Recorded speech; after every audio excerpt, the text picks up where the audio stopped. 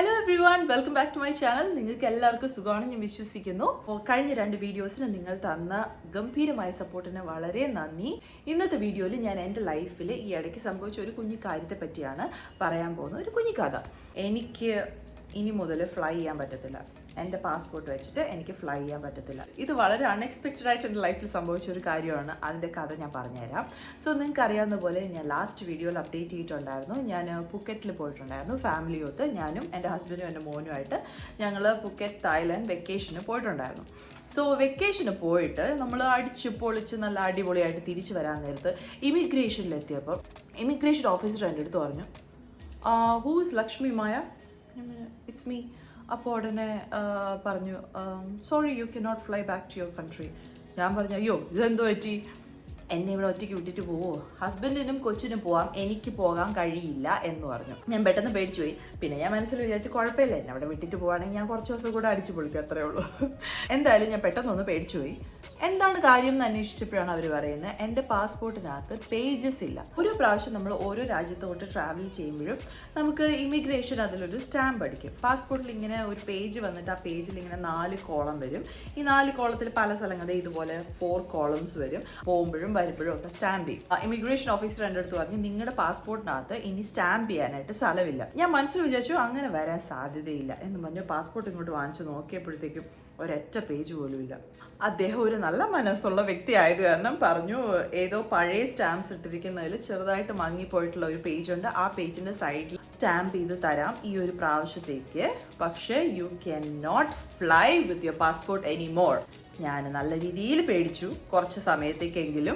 ഈ പാസ്പോർട്ടിൽ സ്റ്റാമ്പ് ചെയ്തത് ഞാനൊരു ക്യാബിൻ ക്രൂ ആയതുകൊണ്ടല്ല. ഇത് ചിലർക്കെങ്കിലും മനസ്സിലുള്ള ഒരു ചോദ്യമായിരിക്കും. ക്യാബിൻ ക്രൂ ആയതുകൊണ്ടായിരിക്കും ഇത്രയും സീൽസ് പാസ്പോർട്ടിൽ വന്നിട്ടുള്ളത്. കുറേ പേര് എൻ്റെ അടുത്ത് ചോദിച്ചിട്ടുണ്ടായിരുന്നു, ക്യാബിൻ ക്രൂ ആയിട്ട് നമ്മൾ പല രാജ്യങ്ങളിലും ഫ്ലൈ ചെയ്യുമ്പോൾ എങ്ങനെയാണ് ഈ ഒരു കുഞ്ഞു പാസ്പോർട്ട് തികയുന്നത്? പക്ഷേ ക്യാബിൻ ക്രൂവിന് ഒരിക്കലും സ്റ്റാമ്പ് ചെയ്ത് കൊടുക്കത്തില്ല പാസ്പോർട്ടിൽ. ക്യാബിൻ ക്രൂ ആയിട്ട് ഫ്ലൈ ചെയ്യുമ്പോൾ നമ്മൾ ഒരു പേപ്പർ ക്യാരി ചെയ്യും. ഒരു പേപ്പർ എന്നല്ല, ഒരു സെറ്റ് ഓഫ് പേപ്പർ. ഈ സെറ്റ് ഓഫ് പേപ്പേഴ്സിൻ്റെ പേരാണ് ജെൻഡെക് അല്ലെങ്കിൽ ജനറൽ ഡിക്ലറേഷൻ ഫോം.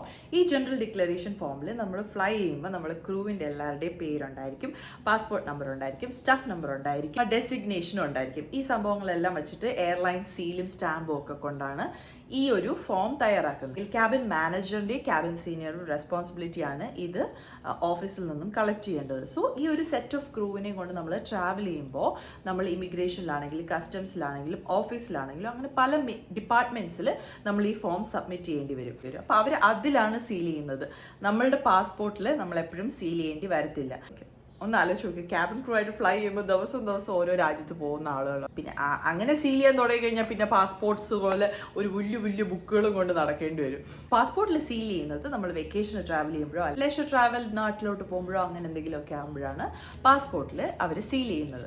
ഒരു പാസ്പോർട്ടിനകത്ത് നമ്മൾ വിസയോ അങ്ങനെ എന്തെങ്കിലും വാലിഡ് ആയിട്ടുണ്ട് എന്നുണ്ടെങ്കിൽ നമ്മൾ ആ പാസ്പോർട്ടും പുതിയ പാസ്പോർട്ടും കൊണ്ട് നമ്മൾ ട്രാവൽ ചെയ്യണം. നാട്ടിലെ ഉടനെ ഞാൻ ആദ്യം ചെയ്തൊരു കാര്യമാണ് പാസ്പോർട്ടിന് വേണ്ടി അപ്ലൈ ചെയ്യാന്നുള്ളത്.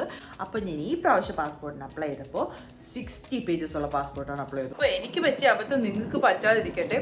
നിങ്ങൾ ആരെങ്കിലും ഫ്രീക്വൻലി ട്രാവൽ ചെയ്യുന്ന ഒരു വ്യക്തിയാണെന്നുണ്ടെങ്കിൽ ഡു ചെക്ക് യുവർ പാസ്പോർട്ട്. ഞാൻ സത്യം പറഞ്ഞു കഴിഞ്ഞാൽ ആ ഇമിഗ്രേഷൻ ഓഫീസർ എൻ്റെ അടുത്തത് പറഞ്ഞപ്പോഴാണ് ഞാൻ റിയലൈസ് ചെയ്യുന്നത് പോലും. Please do check your passports at regular intervals. ചില രാജ്യങ്ങളിൽ നമ്മൾ ട്രാവൽ ചെയ്യുമ്പോൾ മിനിമം 6 months വാലിഡിറ്റി പാസ്പോർട്ടിന് ഉണ്ടായിരിക്കണം എന്നുള്ള ചില റൂൾസും ഉണ്ട്. സോ നമ്മൾ ഏത് രാജ്യത്തോട്ടാണോ ട്രാവൽ ചെയ്യുന്നതിന് മുമ്പായിട്ട് ഈ റൂൾസ് ആൻഡ് റെഗുലേഷൻസ് ഒക്കെ നമ്മൾ കറക്റ്റായിട്ട് ഫോളോ ചെയ്യുന്നുണ്ടോ എന്ന് നോക്കിയതിന് ശേഷം മാത്രം ട്രാവൽ ചെയ്യുക. അല്ലാന്നുണ്ടെങ്കിൽ നമ്മൾ റിജക്റ്റഡ് ആവും, ട്രാവൽ ചെയ്യാൻ പറ്റാതാവും, ഇല്ലാന്നുണ്ടെങ്കിൽ ഡീപ്പോർട്ടഡ് ആവും. ഇതൊക്കെ നമ്മുടെ ആ ട്രാക്കിൽ ഒരു ബാഡ് മാർക്ക് പോലെയല്ലേ. അത് കാരണം നിങ്ങൾക്ക് ആർക്കും അത് സംഭവിക്കാതിരിക്കട്ടെ. അതുകൊണ്ടാണ് ഇങ്ങനെ ഒരു സംഭവം ഞാൻ ഷെയർ ചെയ്തത്. പിന്നെ എനിക്ക് ഒരു കാര്യം കൂടി ഷെയർ ചെയ്യാനുണ്ട്. നിങ്ങൾ തന്ന എല്ലാ സപ്പോർട്ടിനും വളരെ നന്ദി. ഇൻസ്റ്റാഗ്രാമിലാണെങ്കിലും യൂട്യൂബിലാണെങ്കിലും. യൂട്യൂബിൽ നിങ്ങൾ സപ്പോർട്ട് ചെയ്യുന്നു, അതുപോലെ തന്നെ there are lot of people supporting me on Instagram as well. ഇൻസ്റ്റാഗ്രാമിൻ്റെ എൻ്റെ പേജ് ഇപ്പോൾ 100K ഫോളോവേഴ്സിനേക്കാൾ കടന്നിരിക്കുകയാണ്. Thank you so much for that. ആരോ പറഞ്ഞു എൻ്റെ അടുത്ത് 50K ആകുമ്പോഴേ ആളുകൾ കേക്കൊക്കെ മുറിക്കും ചേച്ചി, എന്തുകൊണ്ട് 100K ആയിട്ട് കേക്കൊന്നും മുറിക്കുന്ന വീഡിയോ ഒന്നും ഇട്ടില്ല. എന്തായാലും ഞാൻ കേക്ക് മുറിക്കുന്നെങ്കിൽ എനിക്ക് കേക്ക് മുറിക്കുമ്പോൾ കൂടെ ഒരാളുകൂടെ വേണമെന്ന് ആഗ്രഹമുണ്ട്. എൻ്റെ ഫാമിലി ഹെൽപ്പ് ചെയ്തിട്ടുണ്ട്, എൻ്റെ ഫ്രണ്ട്സ് ഹെൽപ്പ് ചെയ്തിട്ടുണ്ട്. ആ ഒരു ഫയർ സ്റ്റാർട്ട് ചെയ്തത് ഈ ഒരു പർട്ടിക്കുലർ വ്യക്തിയിൽ നിന്നാണ്. അപ്പോൾ ആ ഒരു പർട്ടിക്കുലർ വ്യക്തിയുടെ കൂടെ എനിക്ക് കേക്ക് കട്ട് ചെയ്യണം എന്ന് വലിയ ആഗ്രഹമുണ്ട്. പിന്നെ കനൽപ്പൂവിലെ മൈഥിലി എന്നുള്ള ക്യാരക്ടറിന് നിങ്ങൾ എനിക്ക് തന്ന സപ്പോർട്ടിന് സത്യം really thank you so much. ഇപ്പോഴും ഇൻസ്റ്റാഗ്രാമിലാണെങ്കിലും നേരിട്ടാണെങ്കിലും ഞാൻ പുറത്തൊക്കെ ചില സമയത്ത് പോകുമ്പോൾ എല്ലാവരും എന്നോട് ചോദിക്കാറുണ്ട് എന്താ മോളെ മാറിയത്. അപ്പോൾ ഞാനിങ്ങനെ ഒരു യൂട്യൂബ് വീഡിയോ ഇതിന് മുമ്പ് ഇട്ടിട്ടുണ്ടായിരുന്നു, ഞാൻ എന്തുകൊണ്ടാണ് കനൽപ്പൂവിൽ നിന്ന് മാറിയതെന്ന്. പക്ഷേ എന്നാൽ പോലും എല്ലാവരും അത് കാണുന്നില്ലല്ലോ, കുറേ പേർക്ക് അറിയത്തുമില്ല. അപ്പോൾ എന്തായാലും ഇങ്ങനെ കാണുന്നവരാണെങ്കിൽ അത് ചോദിക്കുമ്പോൾ എനിക്ക് മനസ്സിൽ തോന്നും, ദൈവമേ എന്നെ ഇത്രയും പേര് സ്നേഹിക്കുന്നുണ്ടല്ലോ. ഇപ്പം ഞാൻ കൂടുതൽ കോൺസെൻട്രേറ്റ് ചെയ്യുന്നത് ക്വാളിറ്റി ടൈം വിത്ത് ഫാമിലിയാണ്. എസ്പെഷ്യലി എൻ്റെ മകൻ്റെ കൂടെ ഞാൻ ഷൂട്ടിന് പൊയ്ക്കൊണ്ടിരുന്നപ്പോൾ മിക്കവാറും 15 to 30 ആണ് ഷെഡ്യൂൾ വരുന്നത്. അപ്പോൾ 15 ദിവസവും ഷൂട്ട് കാണും.